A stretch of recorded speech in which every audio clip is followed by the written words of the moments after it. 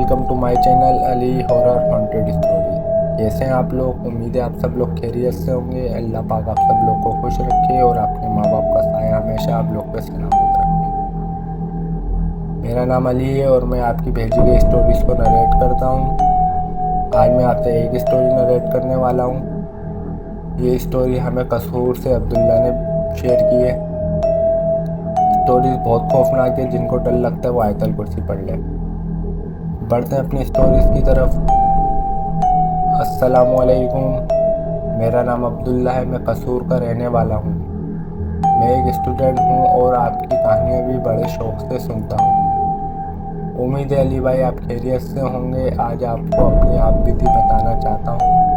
तो मेरे साथ कुछ ऐसा हुआ। मैं जब 5 साल का था तो मैं घर के करीब ग्राउंड में खेला करता था। वो ग्राउंड वीरान था काफ़ी अरसे से, तो मेरे दोस्तों ने और मैंने मिल के इस ग्राउंड को साफ़ किया और हम वहाँ क्रिकेट खेला करते थे। तो एक दिन जब मैं खेल के आया तो ठीक मगरिब के बाद मुझे डर लगना शुरू हो गया। हालांकि मैं कभी नहीं डरा था। तो मैंने अपने वालिदा को बताया तो इन्होंने करीबी मस्जिद से मुझे दम करवाया। तो मैं बेहतर हो गया। दिन ऐसे ही गुजरते गए। मैं वहाँ रोज़ाना खेलने जाता था। फिर कुछ दिन के बाद मेरे जिस्म में दर्द होना शुरू हो गया। मेरी हड्डियाँ बहुत दर्द करती थीं। फिर मुझे डॉक्टर के पास भी ले गए। वहाँ मेरे टेस्ट हुए। रिपोर्ट में डॉक्टर ने कहा कि ऐसे कुछ भी नहीं है। दवाइयाँ भी दी मगर आराम नहीं आया। फिर मुझे महसूस होने लगा कि कोई मेरे पास खड़ा है। मैं जब पीछे देखता तो कुछ भी ना होता। एक दिन मैं सोया हुआ था। रात के तकरीबन 12 बजे का टाइम होगा। गर्मियों के दिन थे। मेरे साथ चारपाई पर वालिदा साहिबा लेटी थी और पीछे की तरफ मेरी भाभी माँ लेटी थी। मैंने ऊपर की तरफ देखा तो मुझे मेरी भाभी माँ की शक्ल में एक औरत दिखाई दी। वो मुझे ही घूर रही थी। मैं इसको देखता रहा। मैंने सोचा कि भाभी माँ तो लेटी थी, फिर ऊपर क्या करने गई। ये ख्याल आते ही मैं उठ के बैठ गया। तो वो औरत अचानक पीछे हो गई। मैंने देखा तो भाभी माँ लेटी हुई थी। मेरे अंदर खौफ की लहर दौड़ गई। फिर सारी रात मैंने डर से गुजारी। सुबह को फिर मैंने वालिदा साहिबा को बताया तो इन्होंने फिर करीबी मस्जिद से दम करवाया। फिर चंद दिन के बाद रात के तकरीबन 8 बजे होंगे। सर्दियों की रात थी और ठंड बहुत ज़्यादा थी। तो मैं काम के लिए घर से बाहर निकला। अभी चंद कदम ही बामुश्किल चले थे कि पीछे से किसी के चलने की आवाज़ आई। मैंने पीछे देखा तो कोई भी ना था। मैं फिर थोड़ा सा चला तो फिर भारी कदमों की आवाज़ आई। कदमों की आवाज़ ऐसी थी कि कोई बहुत ही भारी चीज़ ज़मीन पर गिरी हो।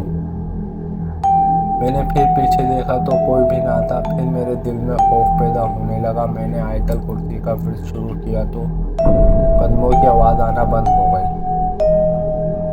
ईद उल फितर का दिन था तो हम नमाज ईद की तैयारी कर रहे थे।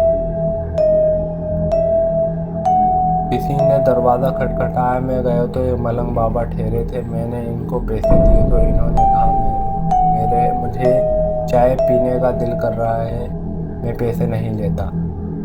इस मलंग बाबा को मैंने कभी नहीं देखा था। खैर मैं चाय ले आया। इस बाबा ने मुझे मेरी बात बताना शुरू की।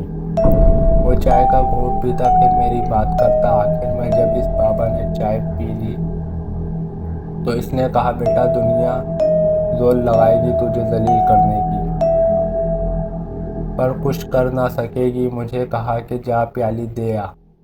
मैं प्याली देकर आया तो वहाँ कोई भी नहीं था।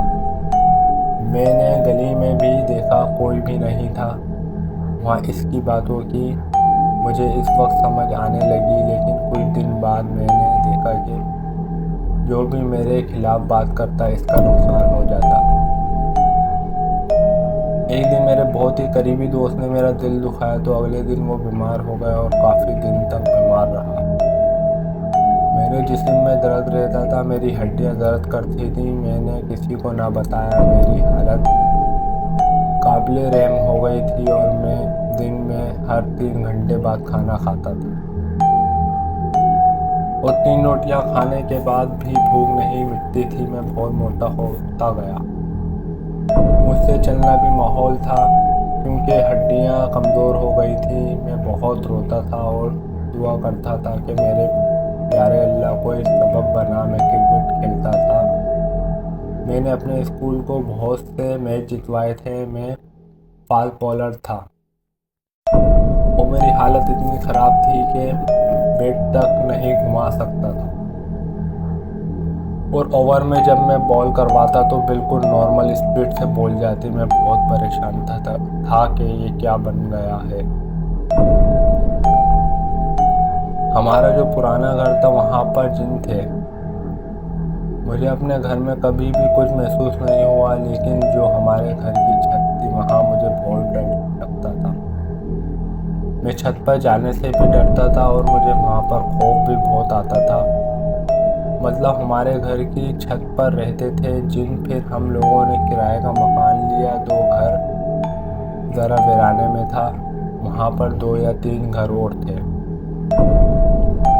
हमारे मकान बन रहा था इसलिए हमें वहाँ पर रहना था और पुराना मकान हमने बनवाना था। एक दिन सुबह के वक्त वॉशरूम जाने के लिए कमरे का दरवाज़ा खोला तो मैं आधा नींद में था और आधा जाग रहा था।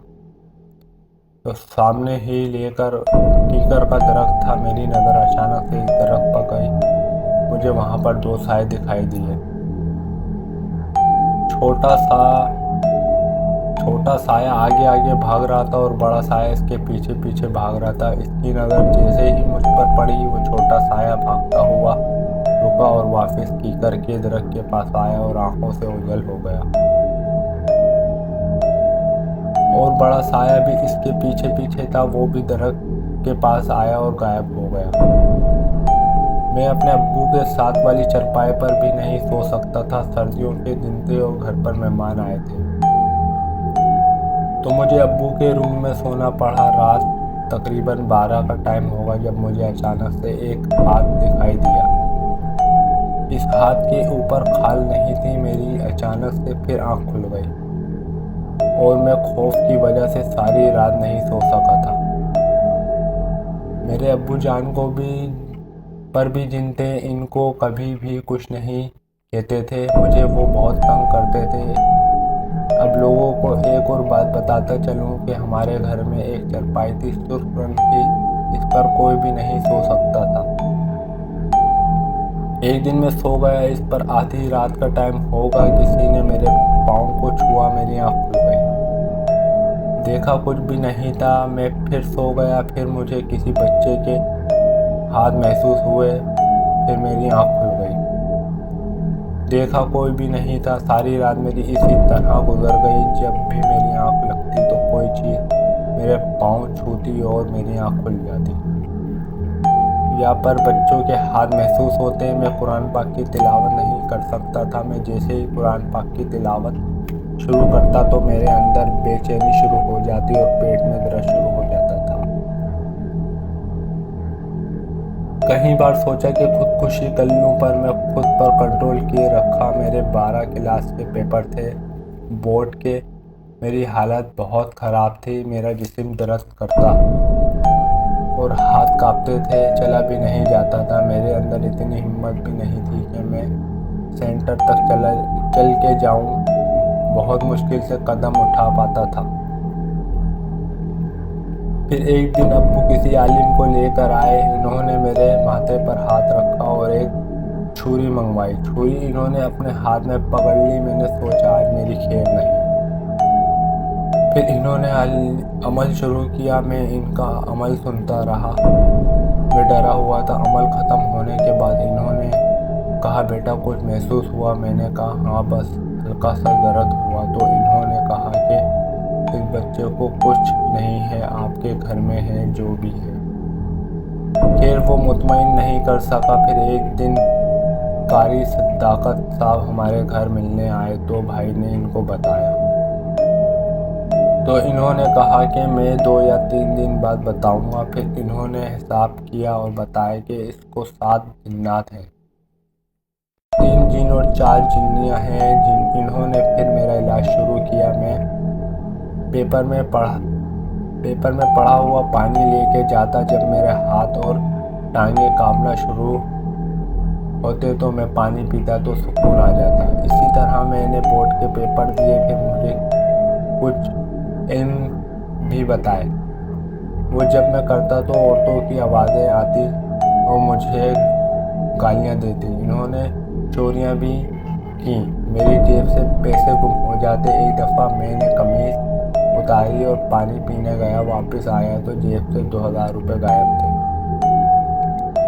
मैंने शोर मचा दिया तो सब घर वाले ढूंढने लगे तो 500 रुपये छोटे भाई को फ्रिज के पीछे से मिले। मेरे घर की चीज़ें गुम हो जाती तो सब मुझे कहते। मैं वजीफ़े शुरू करता तो सबको कहता पूरे घर में ढूंढो तो वो चीज़ मिल जाती थी। पर किसी और जगह से चीज़ गुम हो जाए तो मैं वजीफ़े के ज़रिए वापस ले आता। मैंने अपना इलाज करवाया तो आग का बहुत बड़ा लाव जलाया गया। मुझे इसके करीब बिठाया गया। आग की तपिश बहुत ज़्यादा थी, मुझसे बैठा भी नहीं जा रहा था। जैसे जैसे आग की तपिश मुझ पर पड़ती सुकून मिलने लगा। फिर इन जिन्नात को जला दिया गया। मैंने खुद देखा इनको जलते हुए। वो गालियाँ दे रहे थे और भीख मांग रहे थे। फिर जब वो जल गए तो मुझे ऐसा लगा मेरे जिस्म से बोझ उतर गया है। पर मेरी जहनियत चली गई थी, मुझे कुछ भी याद नहीं रहता था। मैंने पूरा 1 साल तक यूनिवर्सिटी नहीं गया। फिर मैंने दिन रात मेहनत की, जो जिस्मानी कमज़ोरी थी इसको दूर किया, वर्जिश की और वज़ाइफ करता रहा। और आज मैं अल्लाह पाक का शुक्र है बिल्कुल ठीक हूँ। ज़हनियत भी वापस आ गई है। पर आज भी जहाँ जगह भारी हो वहाँ मेरे सर में दर्द शुरू हो जाता है। मेरा इलाज चल रहा था तो मेरा तावीज़ वाला पानी पीने के लिए अलग कप था। एक दिन मेरे छोटे भाई ने इसमें पानी पी लिया तो रात को इसके पास एक चुड़ैल आई। वो बताता है कि इसने वो सूट पहना हुआ था जो छोटी बहन ने सदका दिया था। इसके हाथ में आटे की तरह कुछ था जो वो उड़ा रही थी। कहने लगी कि तेरी जुर्रत कैसे हुई, तूने इस कप में पानी पिया।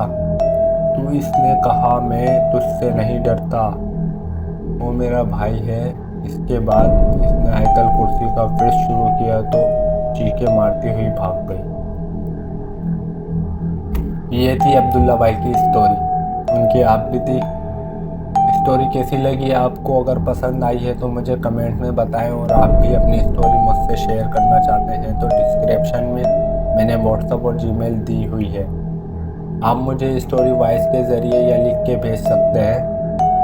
और मुझे लाइक सब्सक्राइब करना ना भूलिएगा, ये मेरी मोटिवेशन होती है। आगे आपके लिए और ज़बरदस्त स्टोरीज ले आने वाला हूँ। मिलते हैं नेक्स्ट स्टोरी में। अपना ख्याल रखिएगा। अल्लाह हाफिज़।